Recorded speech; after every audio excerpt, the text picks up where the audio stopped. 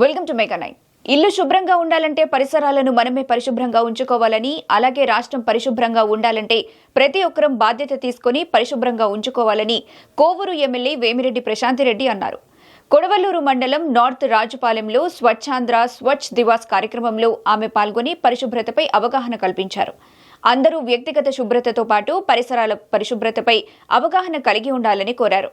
అప్పుడే సీఎం చంద్రబాబు తలపెట్టిన స్వచ్ఛ ఆంధ్ర స్వచ్ఛ దివస్ సాధ్యమవుతుందన్నారు.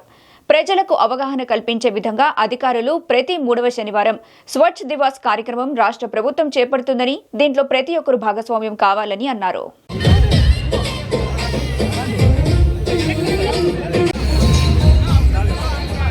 ఆంధ్ర స్వచ్ఛ దివాస్ లో ఎందుకంటే ప్రతి ఒక్కరికి కూడా అవగాహన కల్పించడానికి ఛానల్స్ లో మీరు ఇప్పుడు వేస్తున్న ప్రతి ఒక్కటి దాన్ని చూసి అందరూ ఇంప్రెస్ అవుతున్నారు. కానీ ఇట్లాంటి మంచి పనులు కూడా ప్రజల్లోకి పత్రికల ద్వారా మీ ఛానల్స్ ద్వారా ముందుకు తీసుకెళ్ళి స్వచ్ఛ ఆంధ్ర గురించి వాళ్ళకి తెలియజెప్పాలని మిమ్మల్ని అందరినీ కోరుకుంటున్నాను.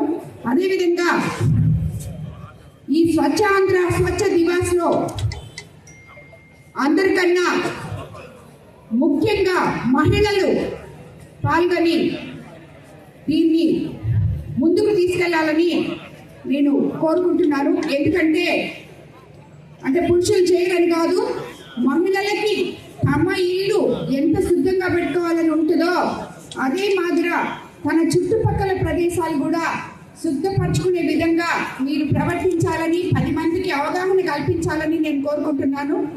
దీనివల్ల మన పిల్లలు, మన ఆరోగ్యం, మన పిల్లల ఆరోగ్యం, మన చుట్టుపక్కల ఎంత శుభ్రతగా ఉంటే ఇప్పుడు మీరందరూ చూస్తున్నారు. ప్రతి ఒక్కరు నాకు ఎంతో మంది కంప్లైంట్ చేస్తున్నారు.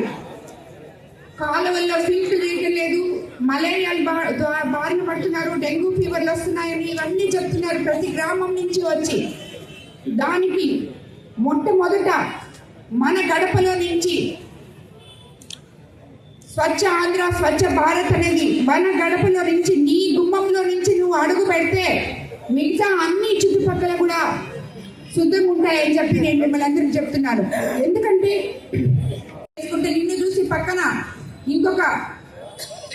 ఇంకొక రూమ్ లో ఉండే వాళ్ళు కూడా, ఇంట్లో ఉండే వాళ్ళు కూడా వాళ్ళు శుభ్రపరచుకుంటారు. అలాగా ఈ రోజు ఎలాగైతే మనం మానవ హారం చేసి మనము ఇక్కడ ఇచ్చేస్తామో అదే మాదిరిగా మీరు ప్రతి ఆపరేషన్ లో, ప్రతి కాలనీలో మీరే మహిళలే ఒక మానవ హారంగా ఏర్పడి మీ చుట్టుపక్కల దాన్ని శుభ్రపరచుకుంటే ఎంత బాగుంటుంది. దానికి అనుగుణంగా మీకు పంచాయతీ సెక్రటరీలు కానీ, పంచాయతీ సర్పంచ్లు కానీ మీరు ఎప్పుడైతే మీ చుట్టుపక్కల శుభ్రంగా పెట్టుకుంటారో వాళ్ళకు కూడా తెలిసి మీ ఇంటి ముందున్న కాలువలు, రోడ్లు చెత్త లేకుండా క్లీన్ చేయడం జరుగుతుంది.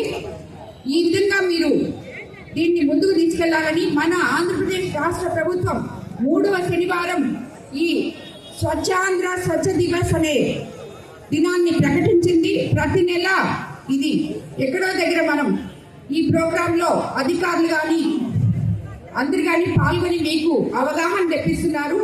దీంతో మీరందరూ కూడా దీన్ని పాటించాలని ప్రతి పంచాయతీ, కోవూరు నియోజకవర్గంలో ఉన్న ప్రతి పంచాయతీ సర్పంచ్కి, పంచాయతీ సెక్రటరీకి నేను చెప్తున్నాను. అలాగే ఎంపీడీ వాళ్ళకి, మిగతా అందరూ కూడా దీని మీద ప్రతి ఒక్కళ్ళకి అవగాహన కుదిర్చి మీరు చేయాల్సిన బాధ్యతలు మీరు నిర్వహించాలని చెప్పి మిమ్మల్ని అందరినీ నేను కోరుకుంటున్నాను.